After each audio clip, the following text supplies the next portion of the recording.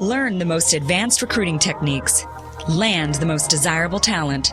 Launch your company towards massive success. This is the Higher Power Radio Show with Rick Girard. Good afternoon, everybody. Today we're talking about how to pick the best search partner for you and your company. Picking a recruiter is not easy, but we are going to coach you on how to find somebody who has your company's best interests at heart.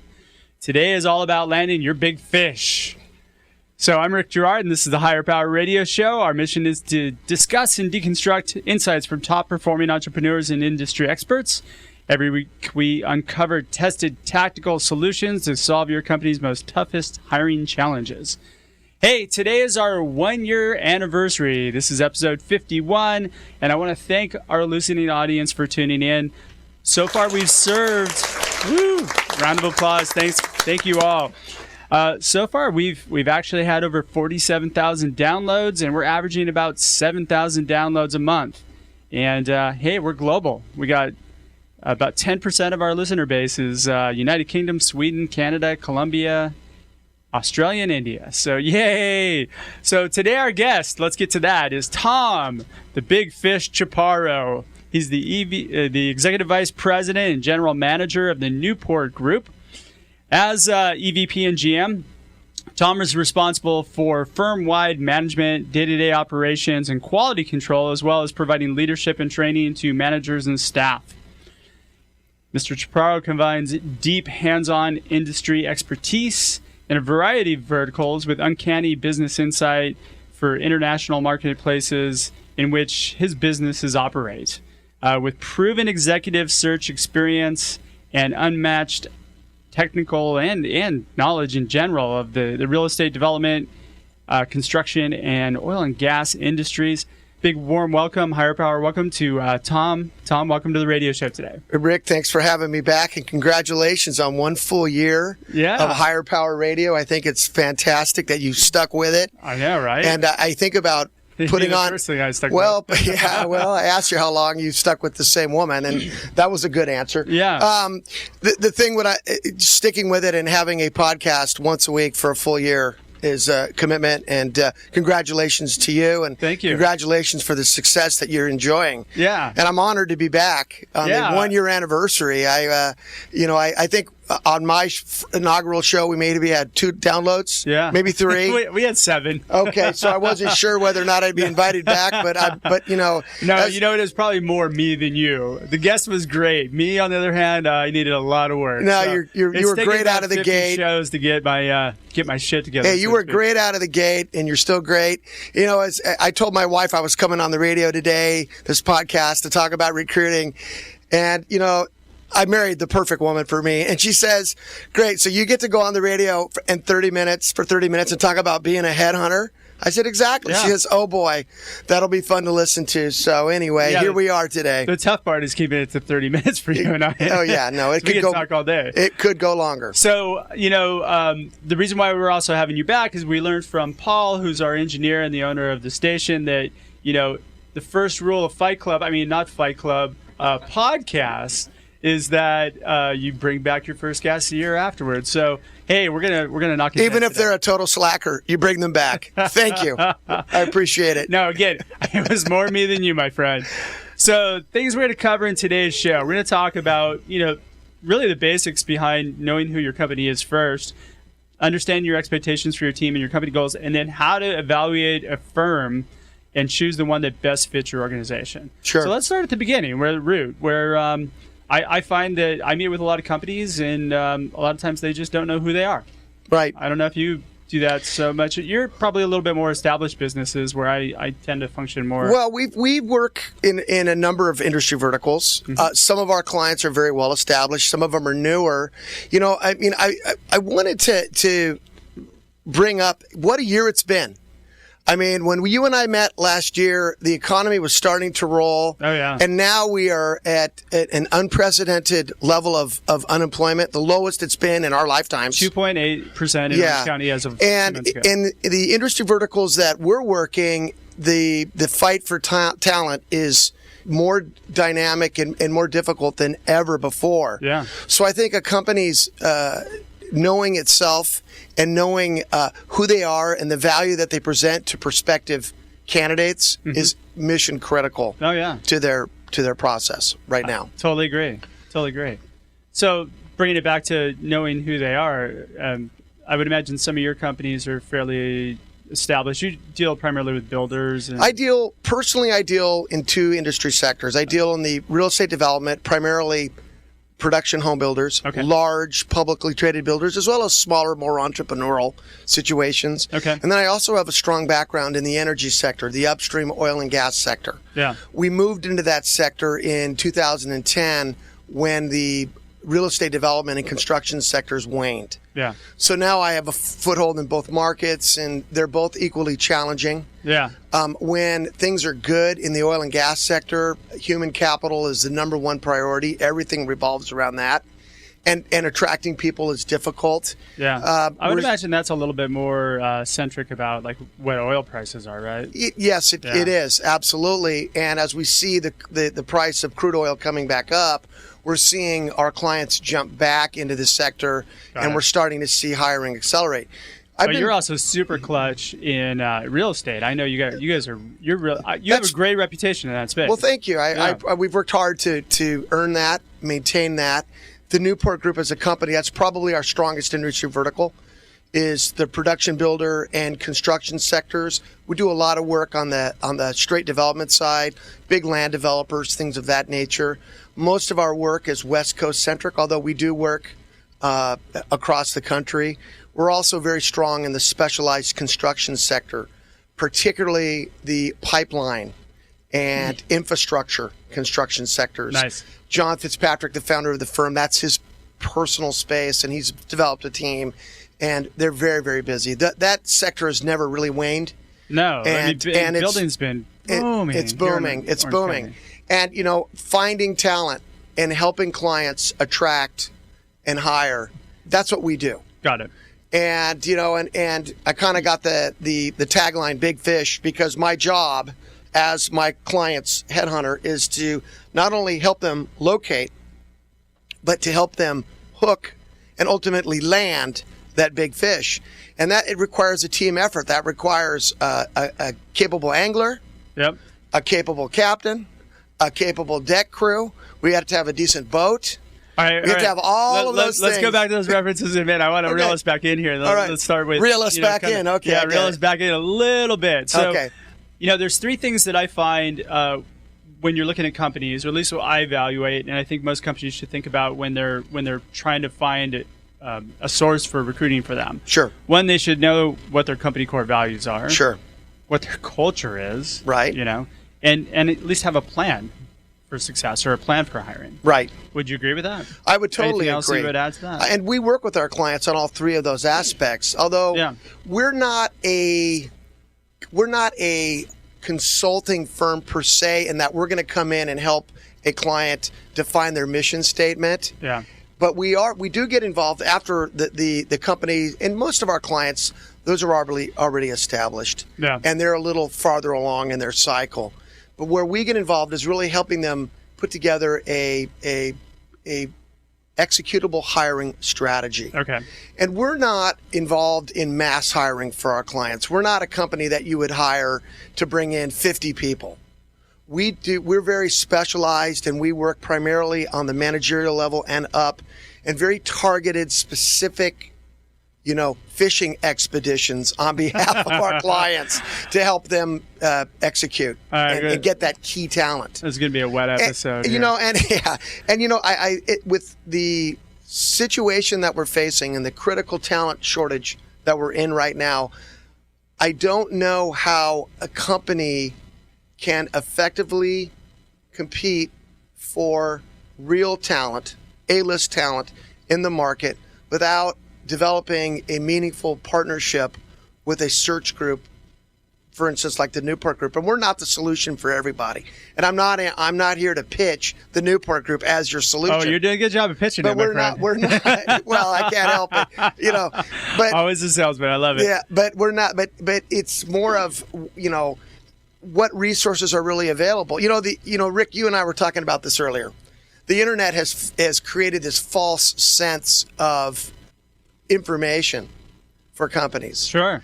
And they're called job boards. Job board. Well, there's a belief, an internal belief at companies that you just post an ad or you just reach out on LinkedIn and you can attract and hire the A talent. And I don't know if organizations really understand what goes into and the timing that's required to attract and hire the real talent that they're looking for. And so that really comes down to understanding your company needs. Right. Right? And then you defining your expectations. So let's talk about needs versus wants, because this is something that I find kind of fascinating. A lot of times when I meet with a company, I look at their job description they send over to me, which is usually a want list. Right. Or a wish list, right?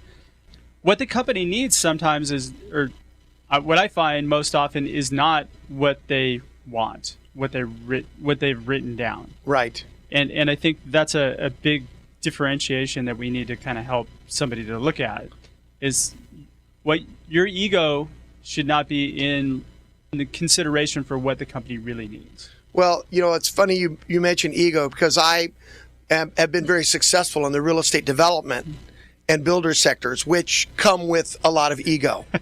Okay. Nah. And it's I think that is true in any successful organization. Sure. It's interesting. I found that in the oil and gas industry, there's a lot less ego at play than, for instance, in the real estate development and the home building business. That's just a personality trait I've noticed. Yeah. But that's a topic for another podcast. Yeah. What companies need and what they want are usually several Degrees spectrums apart. Yeah. Absolutely. Yeah. So we get in and we do a critical needs analysis for our clients. And we really talk about the realities of what they will be able to hire and what the market perception is of their organization at this time. That was our discussion in our very first podcast. How do we deal with companies and how do we attract people to the B list or the C list? Oh yeah, that's right. That was, and so long ago. Yeah, it's been a year. I don't remember what happened last week. That's been 52 podcasts. So that hasn't changed. And part of our needs analysis with clients is understanding who you are, how you're perceived in the market, who would be attractive, and really what are the prerequisites for the role, but who's really going to add value? Defining expectations, I think, is a key piece. It is a key right? piece. So you need to actually be able to sit down and define out what the person needs to accomplish in a specified amount of time. Well, right? There's a time frame. There's a 3-month, 6-month, 9-month, 1 year, 2 year. There's that kind of approach. And that's the approach we take with clients when we start to do needs analysis. Yeah, I do a 3 and 1 year. Yeah. But as important is what is the reason that somebody's going to come to your organization. Companies will give us a job description, and we typically wad it up and round file it because, like you said, that's a want list. And it's a punch list of what the person's going to be doing on a day-to-day basis. We work with our clients in developing what we call a comprehensive position profile. Yeah. So you're writing the job description essentially. But it's not just a job description. It's more of a vision. I got you. Okay. But I mean, it's your job description that you work off of, Right. and it's what you present to your candidates you recruit, right. As opposed to that. I think of everything that you see advertised as a job posting. Right. It's not really a job description, although they call it that. And it should be just a wish list posting. Right. More well, than anything else. A well-written position profile is really a marketing piece. Yeah. Boom. And right there.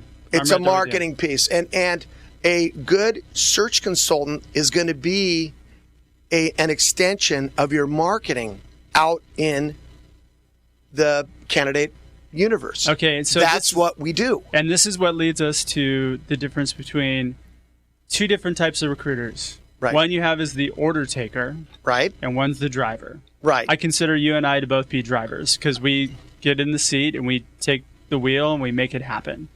So that would be something that you really have to think about is, do I want somebody driving this or do I want somebody who's just going to take my order? Right. Well, there's a misconception amongst hiring managers and companies that the more order takers they have associated with their, the faster they're going to fill the role, and the more and the more individuals that they're going to see. And they'll definitely see more They'll definitely see more resumes. Well, more the more they believe that they will see talent, real talent that they would not uncover unless they used multiple agencies on the project. All right, so here's tip number 1 for all hiring managers. Guess what? Hire an admin, join the job boards, and those are the people you're going to get. Exactly. All right, Tom, we're gonna expand on this a little bit more in a quick moment. We're going to take a quick break. We're talking to Tom Chaparro, the Executive Vice President of the Newport Group. Big Fish, as we like to call him here in the studio. When we come back, we're going to talk a little bit more about this mentality, and then we're going to help you guys determine the best type of search for your specific needs. You're listening to Higher Power with Rick Girard, giving you access to recruiting techniques that will help you hire key talent to build your company towards real success.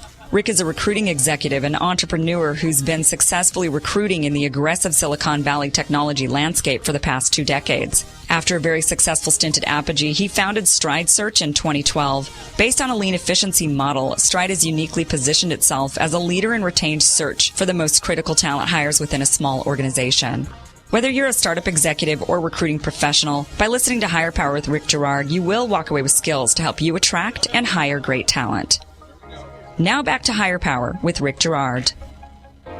Welcome back to the Higher Power Radio Show. I'm your host, Rick Girard. This is our anniversary episode, number 51, and our guest is second-time guest, and I want to say recruiting mogul, Big Fish, Tom Chaparro, the Executive Vice President. I just love what I do. You know what? Yeah, I just love what I do. And your passion comes across the radio, which we love. All right, So before I cut you off, we were talking about kind of recruiting mentality.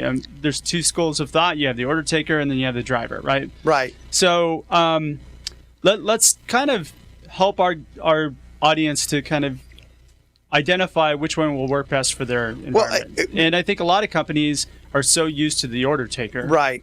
And I think I want to differentiate or expand on order taker and driver. I consider it order taker or partner. Okay. My philosophy is one of partnership with clients. Sure. And it boils down to a couple of simple things. Number 1, if you are prepared to pay a significant search fee. I like how you went up me on a better word, by the way. And I'm totally kidding. You're just another hiring manager. No.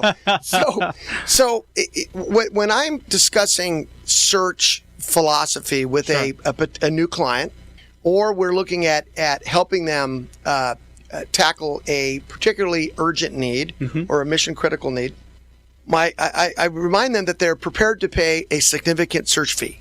Sure. And our search fees are a percentage of base salary. And, as the original trainer, Phil Ross, in the executive search industry used to say, when clients would ask him why his fees were so high, he would say, well, I send my kids to good schools. My wife likes to drive a nice car, and I like to live in a nice home. And I kind of follow suit with that in that, we work very hard for our money. Yeah. But if I'm an organization and I'm going to pay a significant fee for an individual, I want to get something for the effort. Sure. And what I mean by that is I want an objective perspective from my search partner. I want to know that the appropriate number of stones were turned over and that the market was thoroughly vetted and that I'm not just being sold an individual so that I hire them and a fee is paid. So and that's the biggest pitfall. That is the pitfall. Yeah. And I think that's really systemic with contingency search. Or order takers. Yeah. I call it the spray and pray method. Okay, Never heard that before. Where you spray resumes out there and you pray somebody gets hired. Absolutely. And if you're going to pay, and you're going to pay a fee, whether it's a contingent. All right, so let's define this a little bit before Okay. So first you have staffing agencies, which are basically your kind of lower end temps. Right, and clerical and that sort of warehouse and things of that nature. Contingency search is primarily, hey, we find you candidates, you hire one, you pay us a fee. Right. Just straight. I came from that world. As did I. Yeah, and it was very much a spray and pray mentality. Right. When I was coming up through the rank, through training. It was about, I had to work with anywhere between 20 to 30 companies. And when I got a candidate who was good, that candidate went out to all 30 of those companies. Right. I didn't care who hired them. And as a matter of fact, what I was taught by my manager was that the company that pays the highest fee, that's the one you're going to kind of push that candidate toward. Right. Right. And you were creating a bidding auction between companies for the same guy, which is... Exactly. Which doesn't serve your clients very well. Then we have retained, which is client-based, and we're buying. And then, of course, you have in-house recruiters, right? Right. And those people are fully vetted and embedded in the company. Right. All right. So just to clarify, too, you and I both do retained search. Right. Or a version of retained search. I do engage search. And as do I. Yeah. So. And that is a financial commitment up front with the balance of the fee being paid in a success fee at the successful conclusion of the project. Yeah. But the benefit is that, we both have some skin in the game. Right. And you're committed to giving me feedback, and I'm committed to providing my service to you. And, I feel like, for me, I really want this company to succeed, and I'm all in 100%. All my clients know that when I talk about the company, I'm talking about, as if I'm part of the company. Well, working under those circumstances allows us to recruit in the open. Yeah. So we're not trying to withhold information to potential candidates about who we're working for and what the position is. Yeah. Because we're not afraid of other agencies getting wind of it and sending their guys in. But more importantly, it makes it an objective relationship. It's not transactional. It's not transactional. Yeah. It's, I don't care if you hire my guy, or my guy. All right. And as your consultant, we're talking about the pluses and minuses. We're talking about whether or not somebody's really going to move forward. And I find that engaged search consultants really understand what's at stake for the individual when they are considering making a job change. Yeah. There's a tremendous amount at stake for the company, and making poor hires is a very expensive and it can be devastating for some companies. Absolutely. Yeah. But think about the individual. Yeah. Now, when the individual gives up 5, 6, 8 years of political capital and knowing in an organization and takes that leap, and it wasn't fully vetted and there wasn't a thorough understanding and people were caught up in the moment, so to speak, and it doesn't work out, it can be even more devastating for the individual. Well, yeah, for the individual. And the company's going to recover. They're going to hire somebody else. But for an individual, it could be a career hiccup. Yeah, it could be. So we're looking at making sure that we're serving all parties. Yeah. All right. Absolutely. And ultimately, our clients are the ones who are paying us. And our job is to make sure that individuals that are put forth in a search are thoroughly vetted, ready, willing, and able. It's got to make sense. And you can't have that in a straight up contingent relationship, because if my guy doesn't get hired, I don't get paid. Yeah. So guess what? My guy is going to be the best guy. Yeah. All right. And in an engaged methodology, it's this candidate is appropriate. If the whole pool isn't appropriate, let's go back to square one and let's reconduct the search. Yeah, I don't mind taking a pool of 3 or 4 candidates and saying, hey, okay, none of these are fit. Let's start over. Right. And you should do it, because that's what serves. You're judged on your ability to make sure that person is the right person. And the talent pool's finite. It's not a deep pool. It's a fairly shallow pool for every search we take on. And that's another misconception that companies have. They think there's hundreds of people out there. Or they think we press some magic button in our database. Right. And just spits out candidates. No, it's built on those candidates come from years and years of relationship building. But also, some of the searches you take on are fresh, and you don't know any players. I mean, you have to do a lot of research into it and build that up. Absolutely. Even when you have a great database, and I've got a database of over 200,000 candidates, but how many am I going to touch when I have a search? Probably not that many. Well, we tend to work in markets where we've established market mastery. Yeah. So we're in markets that are large enough where we're able to make the number of searches, in successful searches, and complete them in order to hit our revenue goals as a company, but small enough where we understand the market, we understand the players, we understand who's at what company and when it makes sense for them to be approached. Yep. And that's a key part of working with a good, engaged consultant. All right, so what should a company look for? So we've kind of determined what the needs would be, depending on like what type of search would be best. And I don't want to make this a thing where we're pitching retained search. No. But you and I passionately both believe that, frankly, it's the best. It's method. a better use of capital for the company. But what should a company? What should they? Companies, it's really contingency might be the best way to go. It could be, and there's certain situations when contingency is the best way to go. And when you look at large companies like Amazon, they all have everything in house. I mean, they're big enough to where they've got so many roles. I mean, they don't need anybody outside. But Rick, you were going to ask me what's key in choosing a search partner. Yep. And there's two things that I would recommend to a company. First of all, it is work with somebody that you trust. Yeah. That you absolutely trust, that knows that you have the company's and the hiring manager's best interest at heart. Yep. Okay. Number two, work with somebody that you feel can take your message, your company's message and value statement, and articulate it effectively to the candidate base.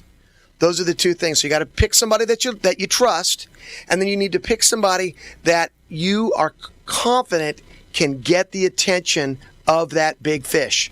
That they're going to be listened to, respected, responsive to. I would add one more thing to that. Okay. Somebody who's passionate about your company. Absolutely. Yeah. Absolutely. I think that passion comes through, and absolutely. So you don't really have to sell so much when you're passionate about something. Well, that's the individual that can take your message out to the candidate marketplace and using what we talked about, the principles of ethical influence, can present it in a way that is believable, that is tangible, and is desirable for a company. That's how you attract talent to your organization. There's one other thing I was kind of thinking about too is process. Right. You should have a thorough understanding when you're vetting recruiters you're going to work with what their process is. Right. And see if it jives with what your perception of what it should be. Right. And how they're going to attract the people that you need. Yeah. Well, and you should ask them. Yeah. How do you go about? Do you meet people? No. Do you Skype interview? How much background checking do you really do? How well do you know your candidate universe? How long have you been in the sector, et cetera, et cetera? Those are all things. Tell me about the last meetup you went to that was in this space. Right. Well, I'm in tech, so that's a little bit more relevant. How much networking do you do? What do you those things are pretty important. And then actually run into the process of, okay, when you engage somebody, how do you engage them? Right. Walk me through a scenario where I like behavioral questions because it gives me insight as to how somebody thinks and how they process things. Sure. So walk me through, you call me up and I'm a candidate, walk me through how you're going to recruit me for your company.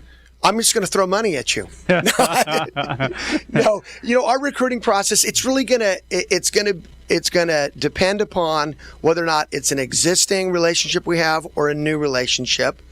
And typically when we're approaching a fresh prospect, we talk a little bit about our client's opportunity, and then we stop talking and we listen. And we start asking open-ended questions of an individual. Like, Rick, all right, how long have you been there? What attracted you? We start to try to understand the psyche of that individual. Yeah. I start with the career wound. That's my big thing. I got it. I figure, like, hey, if I'm going to... But it takes a while to uncover their career wound. I can get it to it, like, in the first 20 seconds. Yeah, but see, I think that you might be better served by starting to develop more of a personal. Ooh, we're going to agree to disagree on that human rapport, and start to understand why somebody has done what they've done up to this point, and then from there start talking about motivations for change. Career wound is a motivation for change, and we absolutely want to go there, but is it in the first 20 seconds? Maybe not. First minute for me, well, here's the thing. I mean, like, and you're in the tech space, and I'm not working with... No, but I'm not just purely tech. I've actually taught this to a lot of companies that have been outside tech, is that when you call somebody to recruit them, The quicker that you can get them talking, the more they trust you. Sure. And the more talking you do, the less they trust you, right? So just as a general rule, I agree. The number one thing that you like talking about and that I like talking about is ourselves. Right. So if I can get you talking about yourself as quickly as possible, and I could loop it around to why you might be open to hearing about something potentially stronger at this point in your career. Right. Now I've got a situation where I feel like almost everything that you tell them at the beginning of a call that you use to establish credibility for yourself, right. They don't listen to. It depends. When we approach a fresh prospect, we're very deliberate in this is why we're calling. This is specifically why I'm reaching out to you today. This is the opportunity that we're talking about. Is this a good time to have a discussion? And if not, when can we sit down and have a candid discussion about this and about other things that are going on? And I've been very my only thought on that, and where I was running into a lot of hurdles with that, is when I would discuss why I was calling and what the opportunity might be. What if they don't want that? I don't know anything about what this person wants yet for me to kind of do that. But I understand that. Yeah. But there's also the ability to take that opportunity's message to the street in a way that there's just enough chum in the water, okay, so that we might be interested in swimming back around and taking another look at it. All right. And that's all we're looking for, is for you to take another look. We're not, given that we're in an engaged capacity, we're not interested in you taking an interview for the sake of taking an interview. We want to create a forum for us to have an open discussion as to whether or not this particular situation makes sense right now, or if any situation makes sense now, and if not now, when might it make sense? All right, so now I'm getting the wrap-up signal from Paul, our engineer here. So we're just about running out of time, and so just to loop it back around really quickly, how to pick the right recruiting partner. Look at your needs, and then get an idea of the process, their cultural and business understanding, and the passion that person has for your company. Absolutely. And use them. Exactly. I mean, we'll make it really simple for you. Tom, that's thanks. A good start. Yeah, right. Tom, thanks so much for your time investment today, and welcome back to the Higher Power Radio Show. Thanks for having me back on. Great having you Congratulations on a year. It's been great. Yeah, I'm honored to be back. Now, hey, I'm sure there's people out there that want to reach you. How do they get you? Best way to reach me is either via the telephone at 760-944-0285 or via the email, Tom, T-O-M, at Newport Search, one word, newportsearch.com. Look us up on the web at www.newportsearch.com. Or on the weekends, you can find Tom actually out in the ocean following the bluefin tuna. Right? Absolutely. On the 43 bank coming up. There we go. So I want to thank our listening audience for tuning in to this week's episode of Higher Power. A quick thanks to our team, our engineer, Paul Roberts. Yay. Andrea Ballin, Shanti Ryle, and Kim Iverson, our producers. To listen to this podcast and any of our former podcasts, you could check us out at Higher, that's H-I-R-E, Power, P-O-W-E-R, radio.com, or Higher Power Radio on iTunes, Stitcher, and YouTube, and Spotify. Follow us on LinkedIn or Facebook at Higher Power Radio Show, or you can follow me on Twitter at Rick_Gerard. So we have another great show lined up for you guys next week. Our guest will be Nicole Arvizu, the Chief HR and Compliance Officer at Marical. I'm your host, Rick Gerard, and you have been listening to the Higher Power Radio Show. Aloha. Thank you for listening to Higher Power with Rick Gerard on OC Talk Radio.